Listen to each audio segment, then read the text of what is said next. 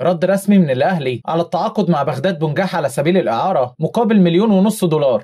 اتقال في الصحافة في الساعات اللي فاتت إن في اتفاق نهائي تم بين الأهلي واللاعب الجزائري وناديه القطري لإتمام الصفقة خلال شهر يناير اللي جاي مقابل 1.5 مليون دولار، ومدة الإعارة هتكون 6 شهور بس، وده طبعا بخلاف مرتب اللاعب واللي ممكن يوصل ل1 مليون دولار خلال 6 شهور بس. ولكن رد مصدر في الأهلي على الأنباء دي وقال إن الأخبار دي غير صحيحة، لأن الأهلي ما تعاقدش مع اللاعب وما أنهاش الاتفاق معاه، بل إن فكرة التعاقد معاه ما زالت بعيدة. وكمل المصدر وقال في جدل بشأن هذه الصفقة داخل النادي، فقد تم ترشيحها بالفعل للمشاركة مع الفريق بداية من شهر يناير اللي جاي وحتى نهاية كأس العالم للأندية في الصيف اللي جاي في أمريكا. ولكن الاتجاه الأقوى في الأهلي يرفض فكرة ضم اللاعب علشان كبر سنه، ده غير إنها هتكلف النادي الأهلي مبلغ كبير، وده اللي ممكن يعمل مشكلة في خزينة النادي. في وجهة نظرك يا معلم، هل أنت مع التعاقد مع بغداد بنجاح بالرقم الكبير ده في 6 شهور بس ولا لا؟ أنا ما كانش هيبقى عندي مشكلة الصراحة لو المبالغ دي كلها هتدفع، ولكن هيكون اللاعب للأهلي بشكل نهائي، ولكن كل الفلوس دي علشان إعارة 6 شهور بس، فأكيد مش هوافق على حاجة زي كده. ولكن مش مهم رأيي أنا، مهم رأيك أنت.